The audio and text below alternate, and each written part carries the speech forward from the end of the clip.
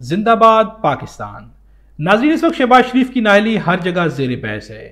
کوئی بھی talk show, اس میں سب سے زیادہ جو چیز زیر بحث ہے وہ ہے شہباز شریف کی نااہلی۔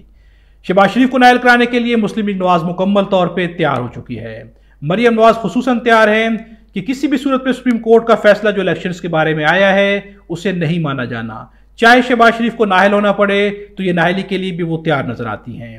اور یہی سوال بار بار مسلم لیگ نواز کے لوگوں سے پوچھا جا رہا ہے، جس کا وہ کوئی بھی تسلی بخش جواب نہیں دے پا رہے ہیں۔ مریم نواز تو شہباز شریف کو نااہل کرانے کے لیے تیار ہیں، لیکن کیا شہباز شریف خود بھی نااہل ہونے کے لیے تیار ہیں یا نہیں ہیں؟ اسی بارے میں جب عابد شیر علی سے سوال کیا گیا تو ہم آپ کو سناتے ہیں کہ عابد شیر علی نے اس کا کیا جواب دیا۔ کیا شہباز شریف قربانی دینے کے لیے تیار ہیں، کنٹیمپٹ لگوانے کے لیے تیار ہیں؟ آپ مجھے بتائیں کہ انتخابات کس چیز کے لیے ہوتے ہیں؟ ملک کو معاشی طور پر مستحکم کرنے کے لیے انتخابات ہوتے ہیں۔ انتخابات دو ہوتے ہیں، آزادانہ اور منصفانہ۔ یہ کس قسم کے آزادانہ انتخاب ہیں کہ آپ نواز شریف کو ڈسکوالیفائی کرنے کے لیے ایک سٹنگ جج کو مانیٹرنگ جج لگا دیتے ہیں اور نواز شریف کو اپنی خواہشات کی بھین چڑھا کر اس کو ڈسکوالیفائی کر دیتے ہیں۔ مریم نواز شریف صاحبہ کو آپ گرفتار کر دیتے ہیں اور حنیف عباسی کو رات کے 12 بجے سزا دلوا دیتے ہیں۔ وہ بھی پاکستان کے آئین میں کیا درج ہے کہ رات کے 12 بجے آپ کسی معزز جو رکن قومی اسمبلی کا الیکشن لڑنا ہو آپ اس کو سزا دے دیں؟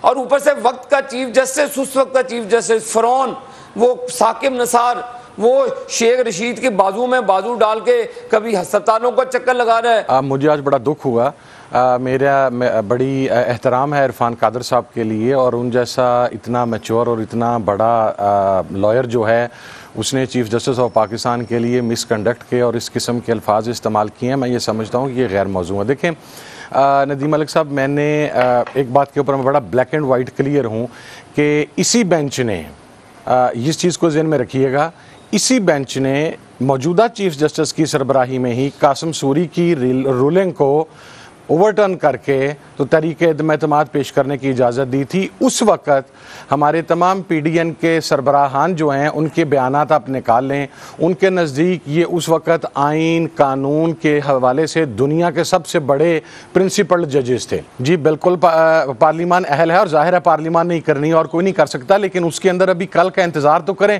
ہو سکتا ہے وہ بینچ یہ کہے کہ پہلے اسے قانون بن لینے دیں، ابھی آپ 20 تاریخ تک انتظار کریں، 20 تاریخ کے بعد اگر یہ قانون بن جاتا ہے تو پھر ہم اسے دیکھ۔ اگر آپ ایک میلافائڈ انٹینشن کے ذریعے کسی ادارے کے اسپیسیفک پرسن کو ہٹ کرنے کی کوشش کریں گے تو پھر اس قسم کا ڈس آرڈر آئے گا۔ میں عمران خان صاحب نے اس دن تقریر کی، میں اس وقت زمان پارک تھا، ہماری ان کے ساتھ بڑی ڈیٹیل کنورسیشن ہوئی۔ انہوں نے یہ کہا کہ یار میں اپنا جو مینیفیسٹو وہ میں دے رہا ہوں، اگر حکومت کے پاس کوئی زیادہ بہتر حل ہے کہ اکتوبر تک معیشت کو ہم چلا کے ہم انتخابات کنڈکٹ کروا سکتے ہیں تو آئیں آ کے ٹیبل کے اوپر بیٹھیں۔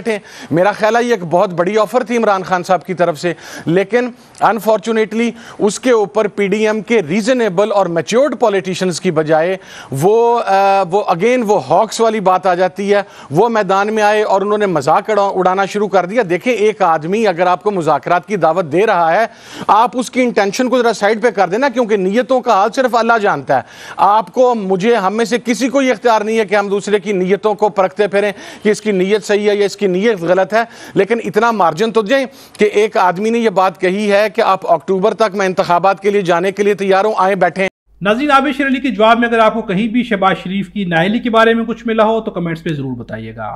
عابد شیر علی سے سوال پوچھا گیا تھا کہ کیا شہباز شریف بھی اپنی نااہلی کے لیے تیار ہے، تو عابد شیر علی نے جو جواب دیا ہے اس میں کہیں دور دور بھی انہوں نے شہباز شریف کی نااہلی کا ذکر ہی نہیں کیا۔ وہ اپنی کردار جو تیاری کر کے آئے تھے انہوں نے وہ بغیر سوچے سمجھے سنا کے رکھ دی، جس کے جواب میں حامد رضا نے ان کی خوب قسم کی کلاس لے ڈالی۔ حامد رضا نے اصول کی، قانون کی بات کی اور بہت اچھی بات کی۔ اگر ان دونوں کی باتوں کو غور سے سنا جائے تو حامد رضا نے سوال کا جواب ویسا دیا جیسا دینا چاہیے تھا، جبکہ عابد شیر علی نے اپنے سوال کا جواب گول مول کر کے دیا ہے، بلکہ دور دور تک جواب دیا ہی نہیں ہے۔